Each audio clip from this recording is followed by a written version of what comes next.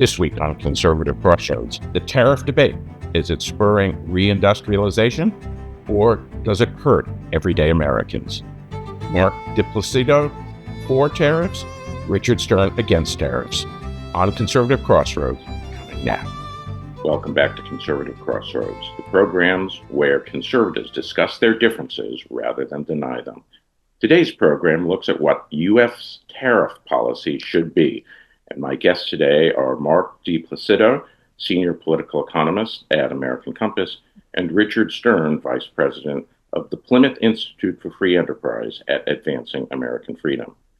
We decided prior to broadcast that Mark would go first and talk about what he thinks tariff policy should be for 5 minutes, followed by Richard, and then followed by intramural questioning.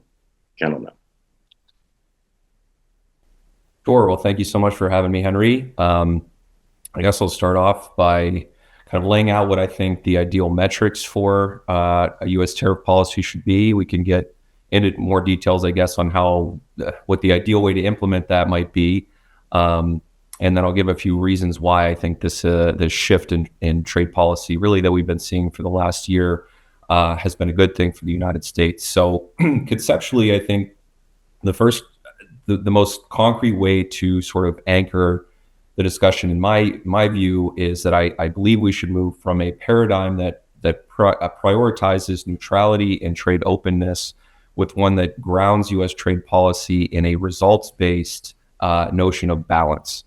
What this would essentially mean is that the U.S. trade deficit, which the goods deficit was around $1.2 trillion in 2024, and the overall deficit was closer to $1 trillion. We should optimize trade policy through tariffs and other means to sort of lower that gap. There's ways you could do this on the policy level, but also diplomatically is sort of how we've seen it play out over the last year or so with the Trump administration. I was sort of happy to defend sort of the top line aspects of where things have landed. Me and my organization and a lot of people who have my trade views have supported a global minimum tariff for a long time. If you look at the trade agreements that have been reached already, the minimum is around 10%. What we now have is also these concentric circles that sort of come around that 10% for countries where we have a higher bilateral deficit with. So 15% on sort of the next set of allied trade economies that the U.S. is close with. What's key, though, is to keep that differential higher for countries like China and other non-market economies that run massive trade surpluses with the rest of the world. And ideally, what this system would look like internationally is that the U.S. would lead a new bloc, a new trade bloc with our allied economies, market-based economies that converge around this idea of balance as a desired outcome. That would then require them to keep out or put higher tariff barriers and other trade barriers on non-market economies that cause the global distortions that we've seen over the last 30 to 40 years. Yeah. And there are a number of sort of reasons. I would say one more note below that is that we should maintain strong Section 232 tariffs for goods that we deem to be in the U.S. national interest. There are some goods that even above and beyond alliances need to have some footing in U.S. production. I would, at the top put probably semiconductors, steel, other sort of baseline inputs to the U.S. economy that have mass implications for a number of different industries. The reasons for that, first and foremost, is the U.S. From if this is a debate for conservatives and a conservative political philosophical oriented podcast, right? The conservative and Republican tradition in the United States has always deferred to protection for U.S. industries, especially as we were an emerging economy in a world of empires. Really, it was evident to leaders in both political parties after the War of 1812 that the U.S. really needed to prioritize growing its industries for national security reasons, and also because of the economic benefits of manufacturing and industry. This sort of all changed after World War II, when the U.S. emerged as really the only industrial power in the world after Europe and Asia were decimated. This put us in a position to not really have as many concerns about our industry and competitiveness as we did before, and a recognition that really, ironically, balance was going to be necessary to get the world economic system back on even keel and back on positive footing. And so if you look at the economic agreements that were reached in that period in the 1940s, a lot of them were anchored to notions of trade balance and a recognition that balance was necessary for a fair playing field and stable economies across the world. Over time, that's sort of fallen apart, and now the United States is consuming $1 trillion more every year that it's producing. A lot of our key industries have eroded. We've actually lost advanced manufacturing faster than goods as a whole in the United States in terms of our trade competitiveness. And as a result, the middle class has also been heavily affected as well, having less income growth than the rest of the economy, fewer job opportunities, and even their life expectancy has started to fall. So I will leave that there as an opening. I'm happy to go into more depth, and I'm sure Richard and I will have plenty to disagree about. So, Richard, what do you think tariff policy should be? Thank you so much for having us on. Mark, it's good to see you again. So as you can imagine, as a believer in free markets and free trade, I think we should seek trade openness as much as possible. However, there certainly are core national security concerns. So the lead off from the top part of this, I want to make it very clear that the reason why I support that is not a doctrinal view. It's not a pious belief in free trade or free markets. It's because I genuinely believe, and I believe the history and the evidence demonstrate this, that is what is best for Americans, for American families, for American communities and American workers, and what has historically as well generated the most prosperity, the most widespread prosperity for Americans. Now, what's happened? I think we all agree that there's been an increase in Americans who are skeptical of trade, who see trade as a source of problems for America. Why? And I think the answer at the end of the day is that trade has expanded and the trade deficit has expanded while the federal government has also expanded over decades. And it's not just that the federal government expands, but it expands by taxing, regulating into oblivion many of our industries, our communities. I'll go into it further, in our discussion here. But federal policy, I think, has also been highly discriminatory against rural communities, against small towns, against manufacturing in the United States. Now, part of what I think has happened, of course, is that we talk a lot about the reserve currency status of the dollar, that the dollar itself is a valuable asset. And so the U.S. has sold dollarized assets the world over, which has made our currency relatively stronger and allowed us to import more goods. But the question is, to whom has that surplus accrued? Well, a lot of people talk about it as accruing to America generally. My theory of the case here is it's accrued to the federal government, that largely that surplus has been used by politicians in D.C. over the last 50, 60 years to expand the nefarious and deleterious aspects of the federal government. And in fact, they have used that reserve currency status and the surplus from it to push against our manufacturing and our mining, against our small towns and our rural communities, in a way that shipped a lot of jobs into what are called eds and med, into healthcare and education, into urban areas. But I'll get into that more in a little bit. So what I want to say as well is that while there's a fire that has been going on, and I think we would agree that American middle-class fortunes haven't grown as quickly, that there has been an economic malaise, where I think we disagree on it is that I think that trade has actually been a firefighter, not an arsonist, in dealing with that problem. To elaborate on that, if the federal government had done all of the fiscal expansion it's done, the tremendous increase in government spending, in wealth redistribution from those that work to those that don't, if the government had continued its regulatory onslaught, walling off hundreds of thousands of acres from mining and logging, if it had done all the things it did to sap incomes, to sap productivity, and we had not had trade, you simply would have had even more inflation, even higher interest rates. You would have even more of a lock-in effect where capital was owned by the top 1%, where rates would be so high, where inflation would be so high that the middle class, that low-income Americans would not be able to get their hands on money, would not be able to get their hands on mortgages at all. In fact, I think that our ability to have sold dollarized assets abroad gave us the ability to allow Americans, yes, to buy more affordable products from abroad. But it's not that that was in competition with American industry. It's that Americans in all industries are in competition with the federal government, with its abuse and devaluing of the dollars and our paychecks and our bank accounts, with its onslaught of taxes and regulations on our industry. As I like to say, long before China declared war on our manufacturing base, the EPA did, the Department of Labor did. And I think that's a crucial part of this story. So, specifically when it comes to the tariffs, I think that at the end of the day, we also have to keep in mind, as has been seen in the last year, that overwhelmingly the burden of tariffs are felt domestically.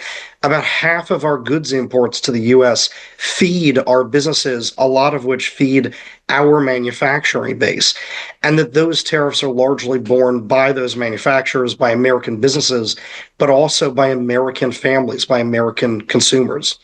And so at the end of the day, I think tariffs are just not a mechanically good way at all of addressing trade imbalances or anything else like that. I do think that there are ways to use tariffs and really export controls and investment reviews to deal with China's wanton economic aggression against us. China, of course, is intentionally using subsidies to try to target and gut particular industries here that they think will give them a military edge. Tariffs are a fine way of countering those subsidies, but not tariff to tariff, but using our tariffs to null out the advantages of those targeted, I would say, military-esque subsidies on their end. Beyond that, I think that, again, we have to keep in mind that the more open the trade is, as long as we're respecting international law, our IP, as long as we're not allowing forced labor, slave labor to creep into our economic sphere, the more trade we have, the more access that American, not just families, but businesses have to the best and most affordable products the world over, which makes our industries more productive. A lot of people don't talk about this, but in the period between the early 90s and 2007, we had about a two-thirds expansion of U.S. manufacturing power. What crippled that was the Obama administration and the regulatory onslaught that came out of that.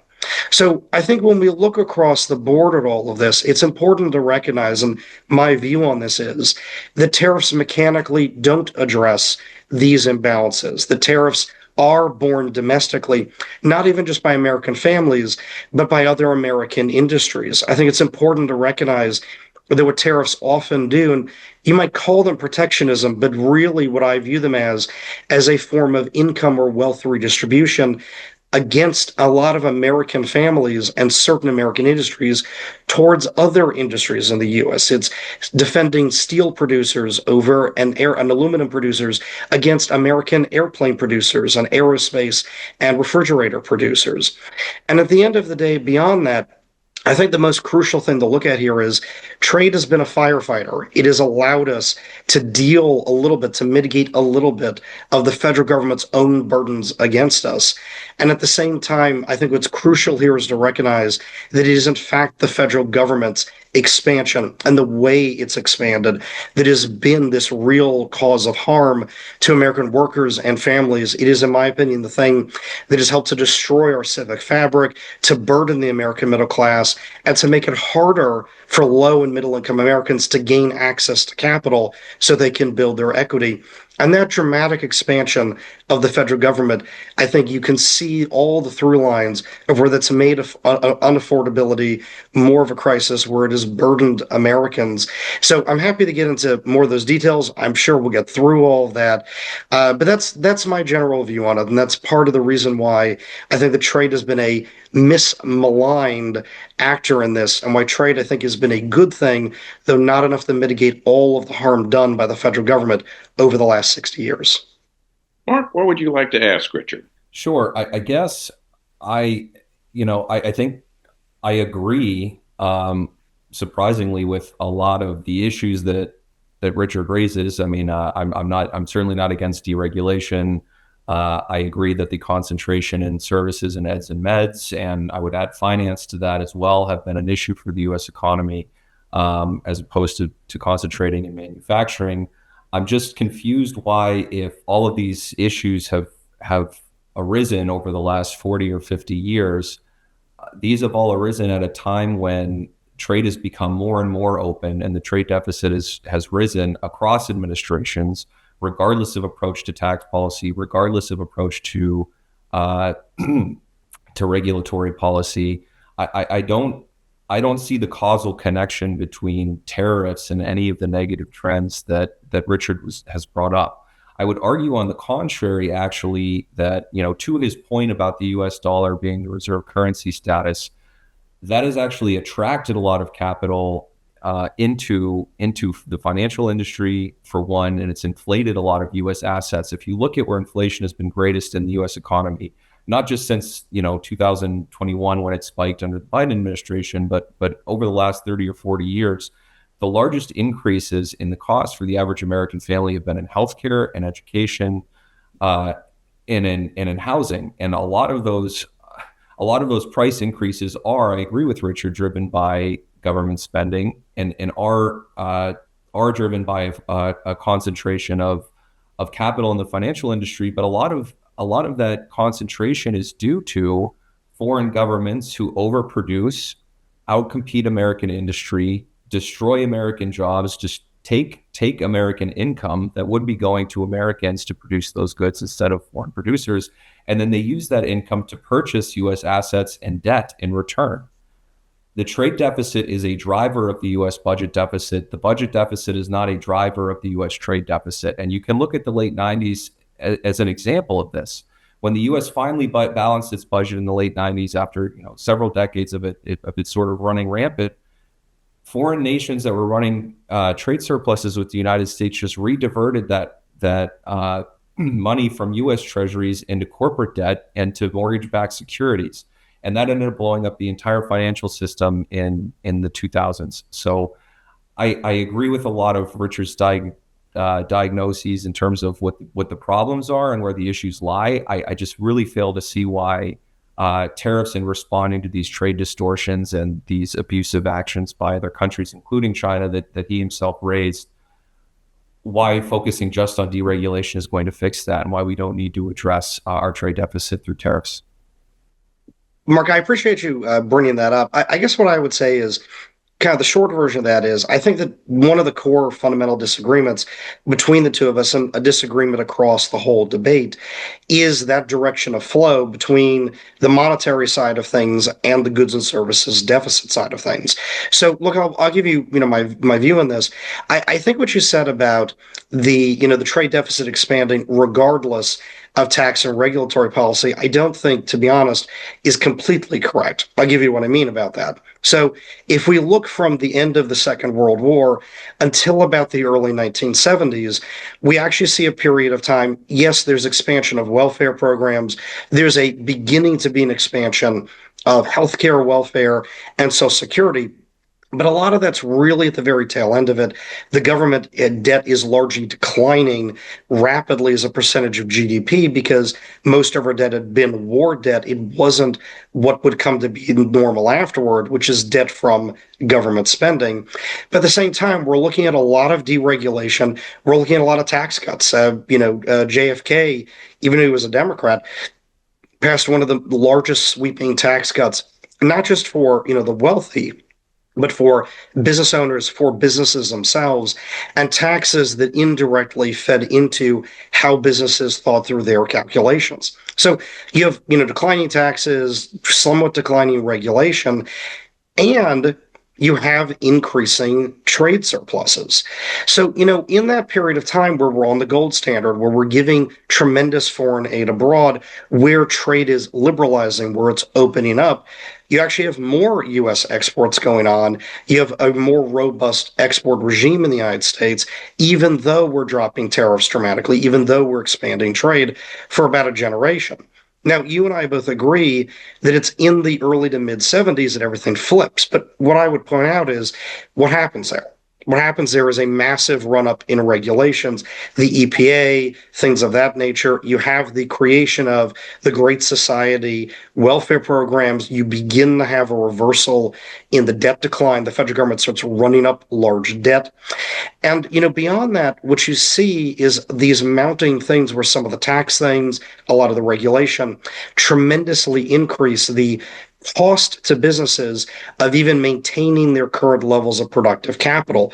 So, during the entire period from the end of World War II to the early 70s, you've got cheap labor in Japan and Germany, the cheapest because their economies have been destroyed.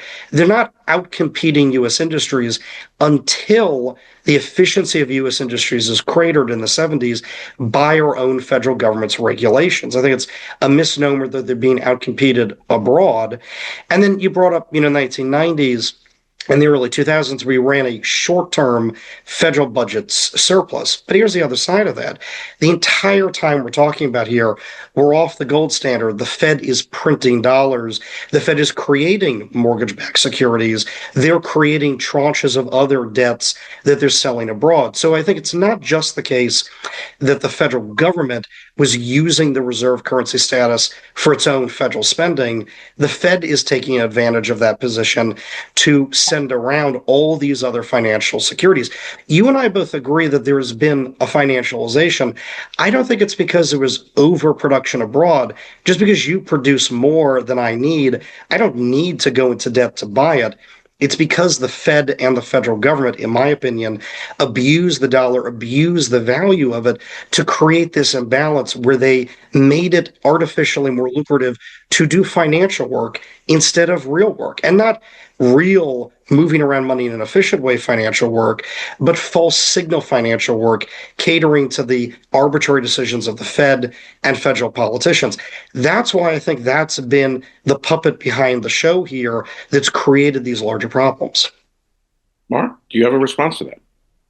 Yeah, I mean, I think we probably agree on a lot of the aspects of the monetary side and the Federal Reserve, but I would back up to the analysis of the 60s and 70s. We had a massive surplus after World War II, right? That was what set the stage for the General Agreement on Tariffs and Trade, which laid the foundation for what would later become the World Trade Organization. We set up the International Monetary Fund.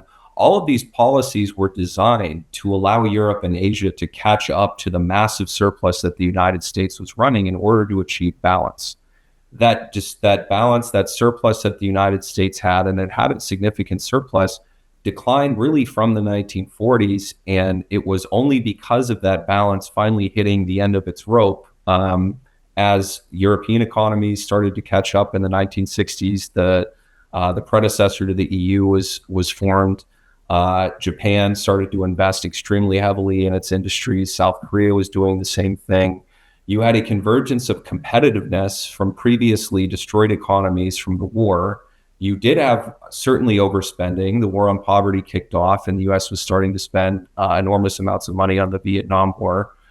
But what really caused the trade deficit to skyrocket was for the U.S. to suspend the gold standard, because it basically allowed infinite capital to flow into our country from any other countries, right? And I would say, if you agree with that being an issue, right, if you want to characterize it as the federal government, weaponizing or utilizing mortgage-backed securities or other debt instruments, if you're going to put that onus on the government, then you should say, okay, maybe if we don't need tariffs, then we need more capital controls.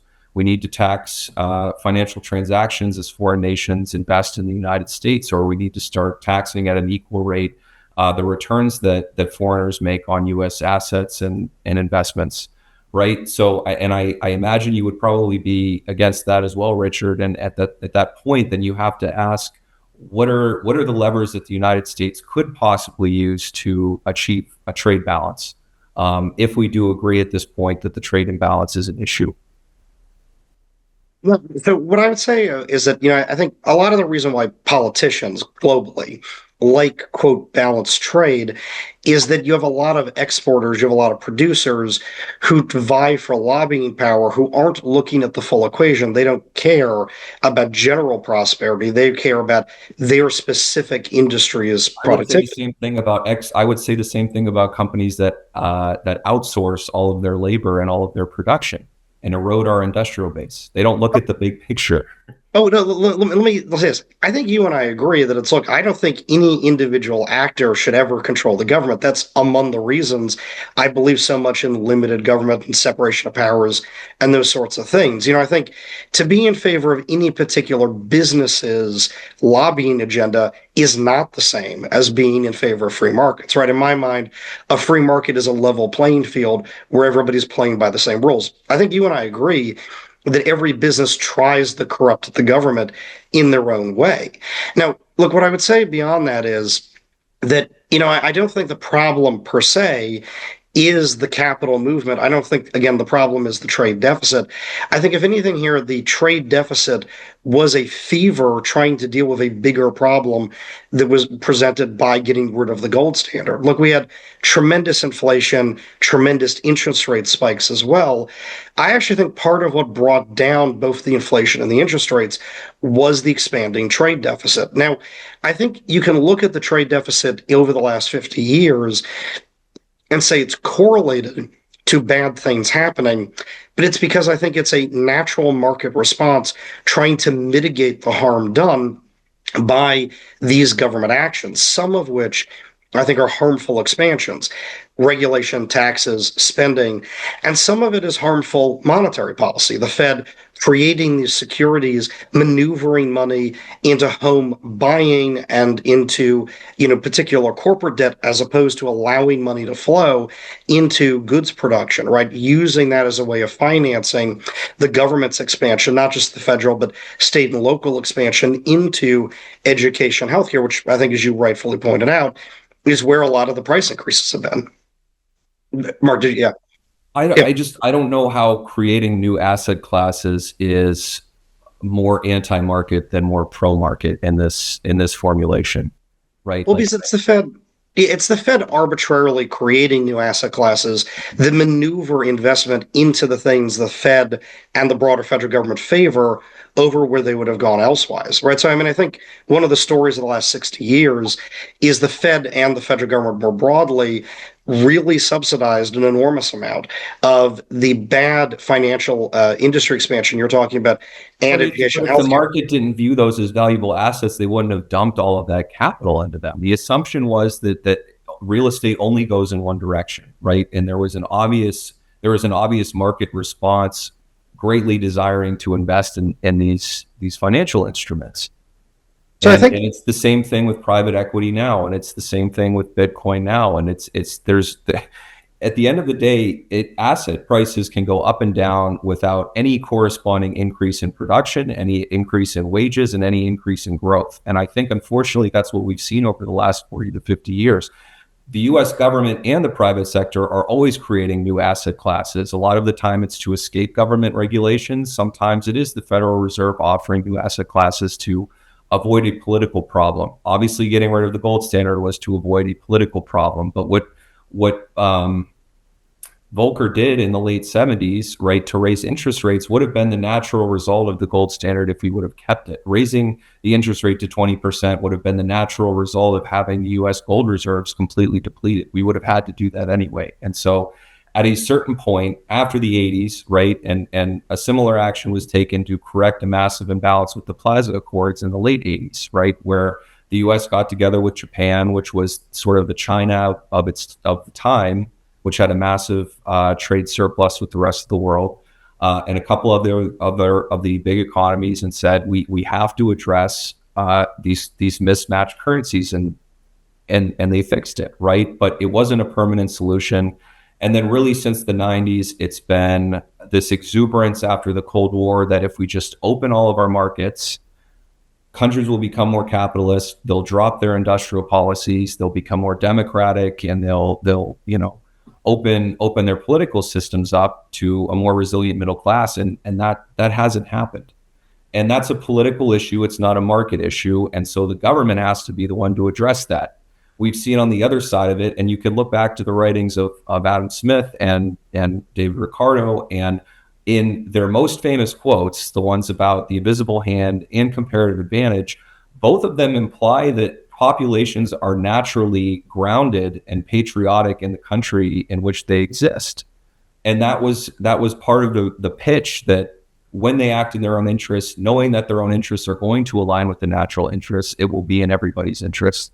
And what we've seen in the US with multinational corporations is the national interest has diverged from from corporate interests have diverged from the national interest. And my argument is you put the national interest first, and that's going to require some adjudication of specific issues between the government and the private sector. It's not always any government action is bad and any private action is good. I'm sure you agree that there's many actions that multinational corporations have taken in the last 10 to 20 years, especially, that have not been in the national interest and have not been aligned with, both on a values front and on a financial front.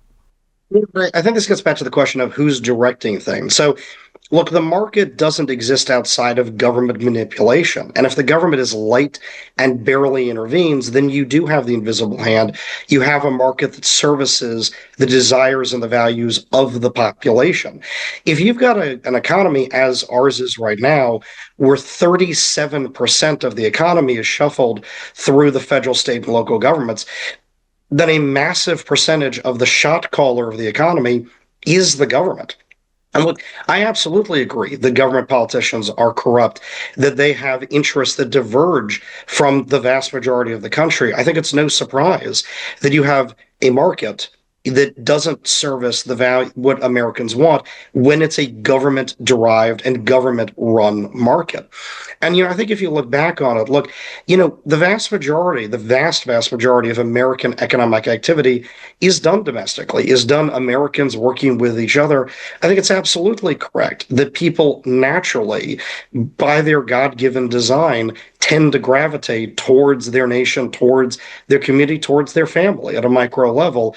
That hasn't changed. What has changed is a government with the control, with the ability to reset these incentives to make people operate in a way that's opposed to a lot of those values. But again, layering on more regulations doesn't change that ultimate problem. In fact, you just end up with the same kind of unintended consequences we've had before. But let me say this as well.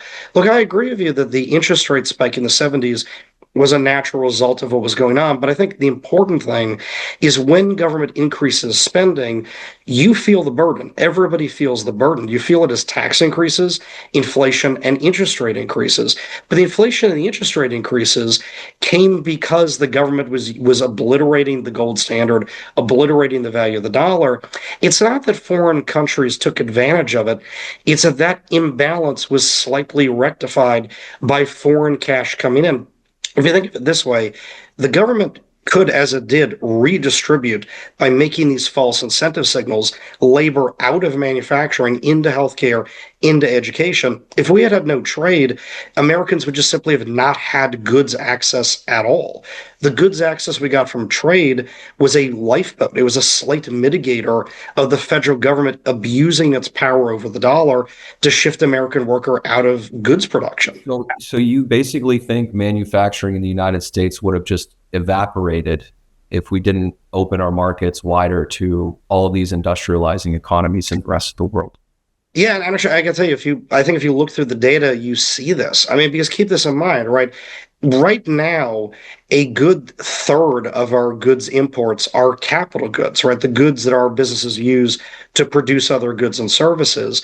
Right. And we had more of an advantage in making those ourselves 30 or 40 years ago. Like this before the EPA. My point to you is before the EPA. You can't blame the EPA for this entire. I wanted to ask Richard a question that was based. I want to ask Richard a question that was based on that, which is, you talk about the expansion of regulation in the government programs, and spending, but the EPA got something. Air pollution is much lower than it was 50 years ago. Water pollution is much, you don't see what you did when I was young, which is literally Lake Erie setting on fire because of all the stuff in the water. Medicare and Medicaid are the big drivers of the spending that's gone on. That gives investment into healthcare that's produced all these life-saving treatments, produced all the technology that keeps people living longer, and it provides financial security so that people in their elderly or non-productive years can't worry about or don't worry about losing healthcare. That would be the case for these things. Why should we forget that when we talk about what happened to the economy as a result of that? But for this expansion, we might have more manufacturing jobs, and our air might be as polluted as Beijing's. No, I think it's a great point of this, but I'm not saying to throw the baby out with the bathwater. Look, I think we all agree that we want clean air and clean water. I absolutely agree. As someone who believes in the non-aggression principle, I think it's essential for government to ensure that harm isn't being done, that people aren't polluting the water, polluting the air. I have family that are from Ohio that were there when the river, caught fire in Cleveland, right? But my point about this is that's a small, good, but small part of the regulatory expansion over the last half century. Overwhelmingly, the regulatory expansion has been things that arbitrarily interfere with the ability to produce at all. The American National Association of Manufacturers indicates that manufacturing regulations per worker are 2.5 to 3 times what they are for American industries writ large. And I think if you go beyond that, I actually disagree with you on government healthcare spending having been the driver of medical intervention.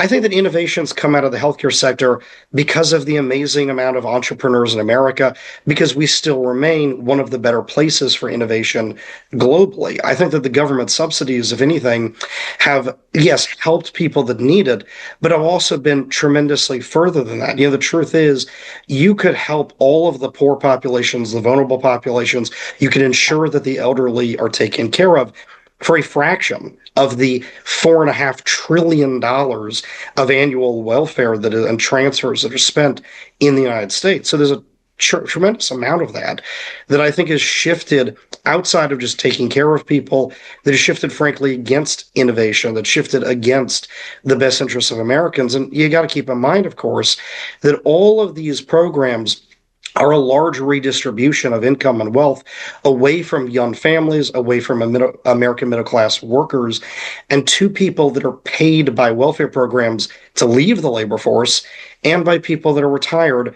And again, is a lot of wealth redistribution industry to industry that doesn't service good environmental goals or other things, but is really just choosing winners and losers across industry. And again, what I would say is, look, if you look at data in the 70s, you can see it, where it's not just that we're ensuring that the water and the air is clean, but we tripled, in a lot of cases, the cost of maintaining productive capacity for American manufacturing and other industries. And so I'm not saying that we shouldn't have had a large expansion of education and healthcare. What I would tell you is, look, my own view on it is we probably would have twice the manufacturing sector we have today if we'd kept the budget balanced, if we'd had efficient growth in those kind of programs in the eds and meds. And Mark, I understand your point. I'm not saying the U.S. should have a comparative advantage in producing capital goods. What I would tell you is, I think the shenanigans of the federal government, the tragedy of the way it's operated, nulled out a lot of that. I think if we had not had access to trade for both inputs to manufacturing and for capital goods, I think it would be a lot harder for American manufacturing to operate at all. I think we'd clearly have a smaller manufacturing sector. Last I'll say right now is, again, NAFTA, a lot of the trade openness of the 90s led to, in about a 15-year period, a 70% increase in the U.S. manufacturing sector. And that's exactly why. Mark, I've got a question for you. That you talk about balance being the aim. Could you define balance? And if you mean trade balance, does that mean literally every country over a short period of time needs to have no surplus with one another? What do you mean by balance, and and why is that a good thing? Sure. Yeah, it's mostly looking at the overall, or sort of global U.S. trade balance, right? We've had a sustained balance over 3% of GDP for really the last 25 to 30 years, right? And it continues to increase on a dollar basis. That's not really it's basically unprecedented, right? And it's not that we need to have individually a surplus or balance with every country every single year. There needs to be a standard metric by which we assess this nation is deliberately running a surplus to the disadvantage of its trade partners.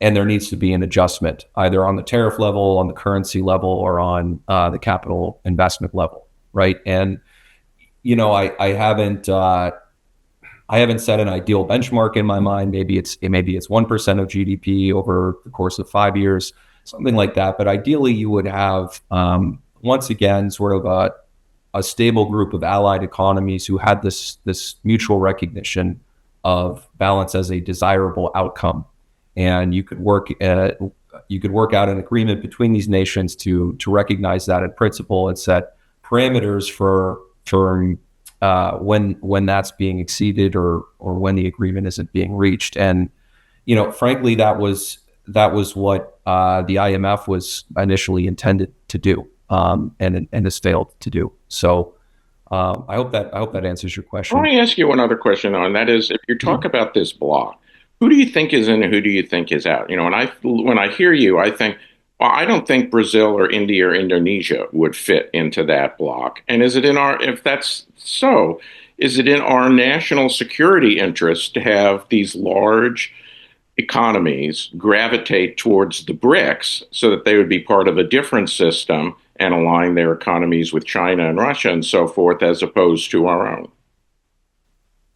So I think every country's got its own unique circumstances, right? I think immediately we actually do run a surplus with Brazil, so that of the ones you listed, that would be an immediate candidate. I think.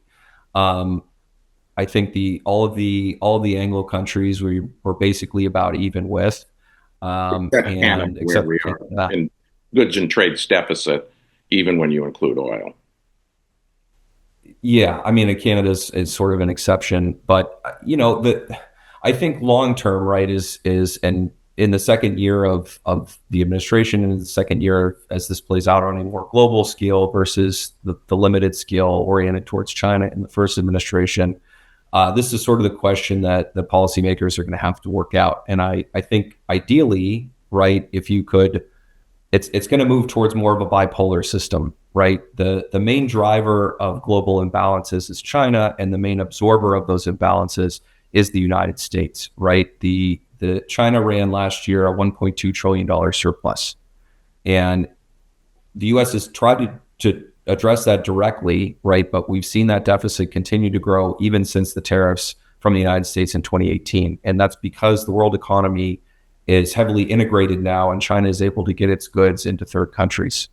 What these third countries are going to quickly run into is all of those surplus goods that used to go to the United States that are now not being tolerated are going to start to flood into their economies. And a lot of these economies, including Japan and Germany, India, other Southeast Asian economies, they're all run on a similar model to China, where they have an export-oriented economy. And so that's going to be particularly destructive to their economies versus being a trade partner with the United States that is trying to wind down being an absorber of the world's trade surpluses, but is still closer to that pull of things. And so I think there's going to be incentives for a lot more of these countries in the middle, sort of like, the mid-sized economies, to align with the United States, especially if they want their industries to survive the next 10 to 20 years. Richard, I have a national security related question for you. And that is, regardless of the cause, it seems that we don't have certain materials, or they come at a cost, such as trying to import rare earths or other things that require military protection because they have to traverse oceans, something that China's starting to build a navy that can contest the Pacific with us. And we don't have enough shipyards to build enough ships to protect our navy. In a tariff-free world, how would you address those national security shortcomings where we're either exposed to blockade or interdiction from China, or we simply don't have the capacity at home to be able to meet an arms race that the Chinese are launching on us? I think one of the core parts about this is anything you do domestically comes at some kind of cost. And so at the end of the day, when you're thinking through it, you're right that there are risks you have to mitigate. But if you just say, look, we're going to do it all in a bunker in Montana where it's the safest thing you could possibly imagine, the question then becomes, does the cost of doing that mean that, yeah, you've got a completely domestic source of producing some weapon system, but you produce so few of that weapon system that it's irrelevant and you would be overwhelmed in a shooting conflict anyway. So there's a trade-off you have to keep in mind about that. But there's another part of that. We have to remember that a tariff is an embargo where you can get out of it by paying a certain amount of money. And so if you're looking at, for example, Chinese cars coming in where they probably are putting, viruses in the cars, where they're using that and subsidizing it to try to gut our auto industry. The right answer is not to tariff it 10 or 20%, it's to ban it outright. So I think for a very, very narrow range of things where there's a really acute national security issue, really the way to do it is investment controls and import and export controls, not playing around with tariff rates. But then beyond that, what I want to highlight as well is that, look, we've had a lot of countries in human history that have tried saying, look, we want to do everything, the entire supply chain, completely domestically for military related things. And it's failed almost in every time. The English during the Enlightenment had the same sized fleet as France, despite the fact that France was 3 times the size of England, because France insisted on using their incredibly inefficient network of shipyards. One of the cabinet members, one of the court advisors to Louis the 16th, put out the math showing that if they'd been willing to contract with Sweden, a neutral country, to build their navy, they could have had 2.5 times the fleet. And at some level, that would have saved France from the revolution, from the debts, from losing an enormous amount of military conflicts with England. Same thing, you can see Germany during the Second World War, in its attempts to domestically produce a petroleum alternative, blew a tremendous percentage of its labor and its other resources on something that was barely productive and left them exposed on a whole multitude of fronts. For the U.S., look, we have allies, close allies like Canada. There's no reason why they can't produce aluminum and steel. There's no reason why we can't encourage critical mineral development in Australia. But last thing I'll say is, again, tariffs don't change how easily you can produce something at home. They can wall you off, but it doesn't change your domestic costs. If you want to make it easier and cheaper to mine, to produce things here, you need to make it easier, cheaper to produce things here, not simply wall yourselves off. One other point I think is interesting on this is the U.S. ran almost a completely consistent trade deficit for the first 80 or so years we were a country. For the first 110 years, we ran a manufactured goods deficit. A lot of that was buying capital goods steel from Britain, a country we went to war with several times, a country that terrorized, that seized our shipping on the international seas. But the truth is, by getting steel and capital goods from Britain, it built our industrial base a lot faster, a lot more robustly than if we had not been willing to trade with them. So again, I think trade is really misunderstood in terms of how useful and powerful it is for building your own manufacturing base. You have a question? I'd like to kind of move to the last 15 minutes or so here. Richard, do you have a last question or two for Mark? And Mark, do you have a last question or two for Richard before we go to the closing round?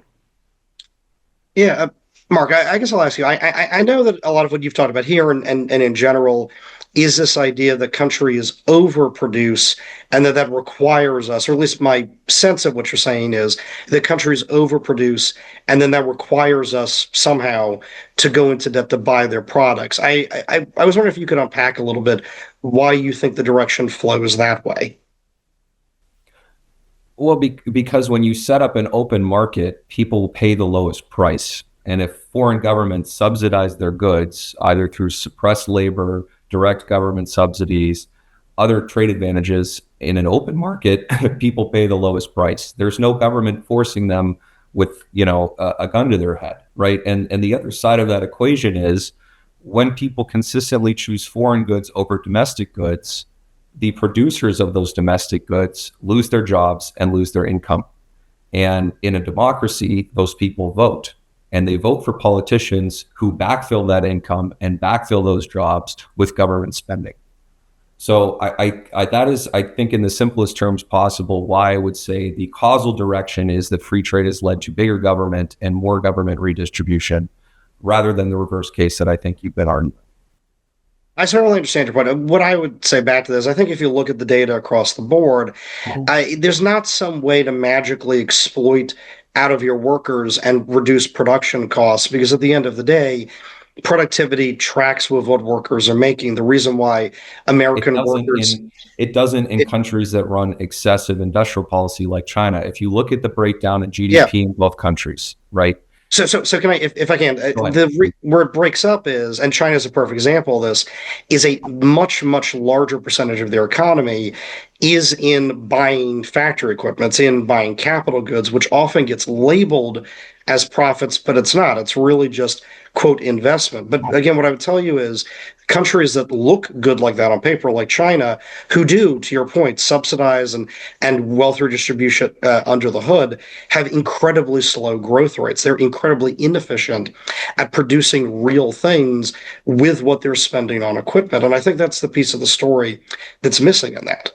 Well, they have high growth rates, but it's very unproductive. Like, to your point, yes, it's productive on both sides of that equation. And one of the anchors of your case has been that lower prices somehow have balanced out what would otherwise be a horrible economy. All of those lower prices are debt financed. And politically in the United States, you can't argue that the way things have shaken out, where we have, a $38 trillion national debt at this point, and our net foreign asset position is now negative $26 trillion, meaning foreign investors own $26 trillion more than the U.S. owns of foreign assets, that's like a stable and reliable position to be in, right? And it's the exposure of our market to countries like China, and in the past, countries like Germany and Japan and South Korea and India, who deliberately subsidize, and their populations are willing to take lower wages. There hasn't been as much of a backlash. Now there has in Japan and other places, but in China, you can't compare these two political systems and say that it's not a question of politics and not one of economics. Yeah, and I guess what I would say to that was I don't think that that's an accurate thing to say of the anchor to my position on that. And my point is that, look, in any country in human history, when you're subsidizing one industry, it comes out of stealing and exploiting workers in a different industry. And that's what you see in China. It's actually what you saw, not to the same degree, in Japan, in South Korea, in Germany, which is why their standards of living are so much lower than Americans. Look, I think one of the other core things about this is not just here, but in general, people talk a lot about a mismatch between stuff access and money access. But the truth is, that's what price levels are there to deal with.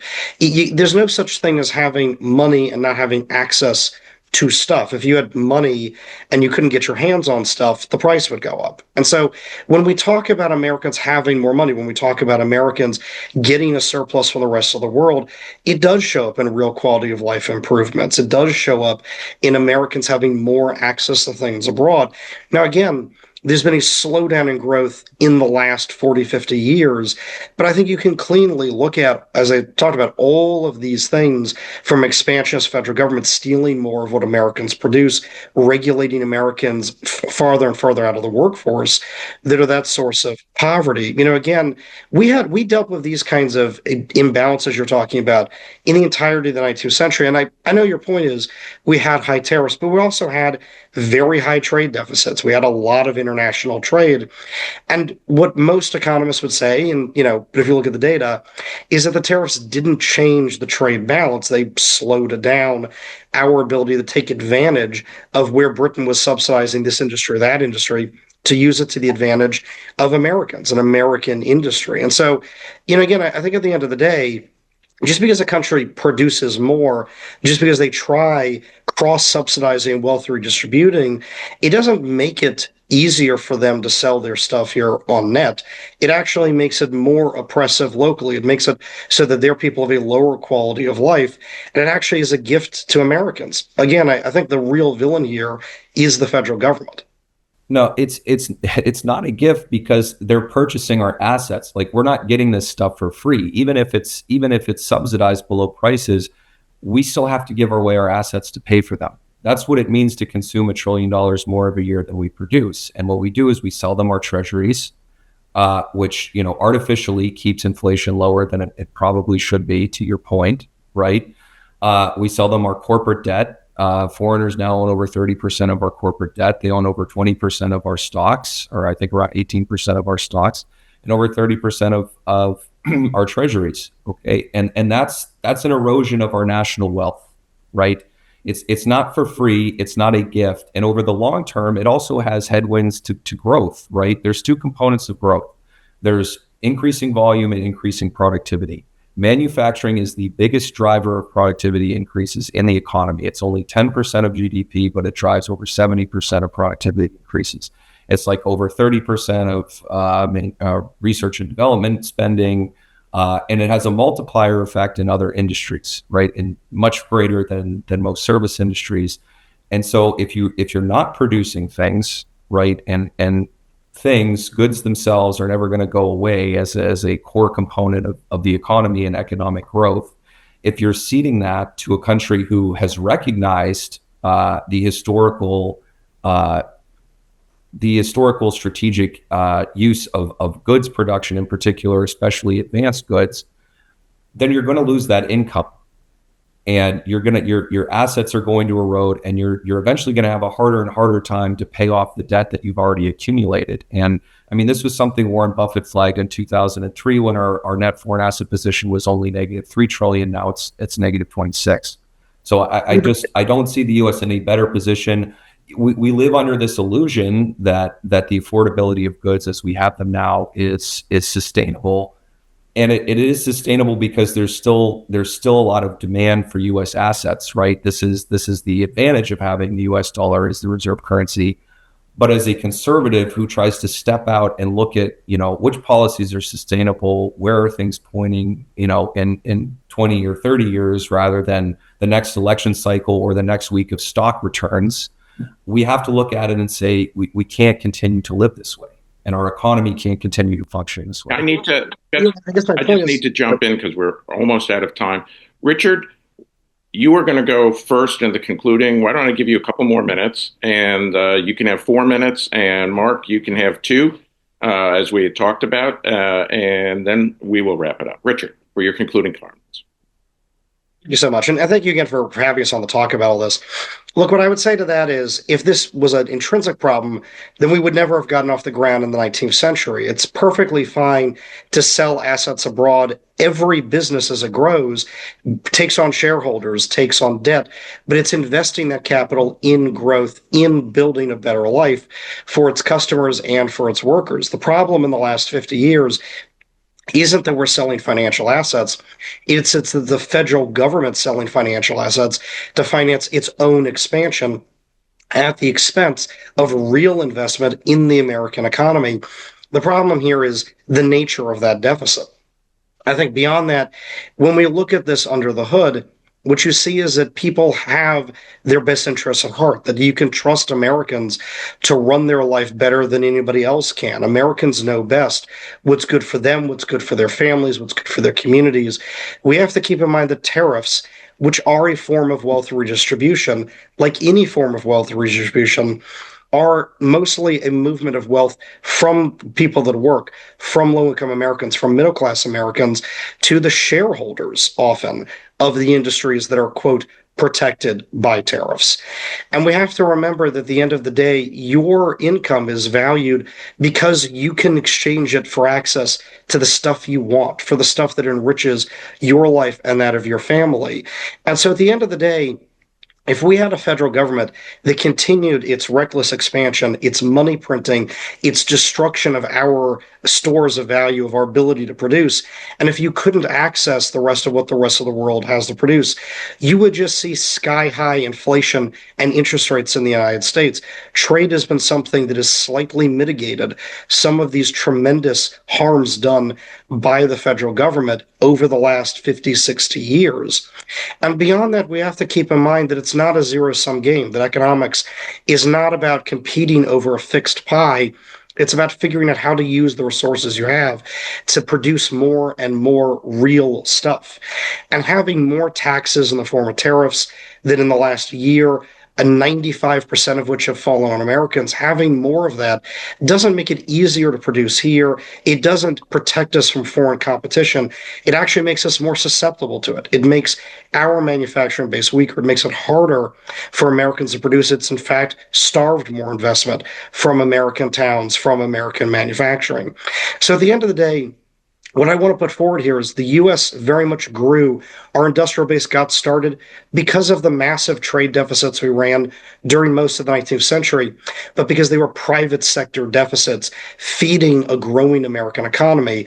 The problem in the last 50, 60 years, as it always is that we've been feeding the federal government. And so I would encourage everyone listening, if we lean into more trade restrictions, which we'll see are simply higher inflation rates, higher interest rates, you won't see a better trade balance, and you won't see a restoration of American manufacturing. You'll simply see more and more degradation as we misdirect our fire and don't deal with the real problem of the burden of the federal government. So thank you again. Mark, the final word is with you. Great. So I want to start off by acknowledging that debt is fine if it is being used, and big if there, that if it's being used for productive investment and productive purposes.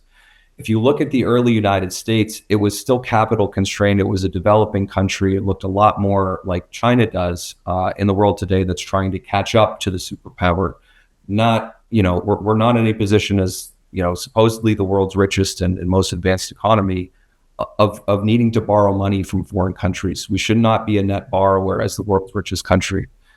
Secondly, that investment isn't going into manufacturing because there's no opportunity for production based on the way the market is operating now. If you look at the countries we're competing with, they're spending orders of magnitude more on these types of productive investments in increasing industrial output and making their advanced technology economies more competitive. We are financing consumption with our overspending and our debt. You can also look at he makes this argument that tariffs are wealth redistribution, but what free trade has done is it's redistributed income from American producers to foreign producers, and those people have in turn requested actual redistribution from the government to make up for those lost wages and those lost jobs. Long term, as conservatives, both if we want small government, if we want better growth, if we want greater competitiveness as a nation, and if we want more sustainable growth in the long run, we have to set the rules of the economy and the incentives in the economy towards production. And unfortunately, what that means right now is that we have to level the playing field with countries that don't have those same market principles as us, that stack the deck of their economies against our producers and our workers, and assert free trade, and assert really an imbalanced trade paradigm. And I guess I would close with what Reagan said, which was that if free trade is not fair for all, then it's free trade in name only. And I think that sentiment still reigns true for the conservative perspective on trade today. Thank you, Mark. Thank you, Richard. And thank you, listeners. Please join me again in 2 weeks for another episode of Conservative Crossroads. The topic: should the federal government actively intervene to increase the birth rate and support marriage? Take care.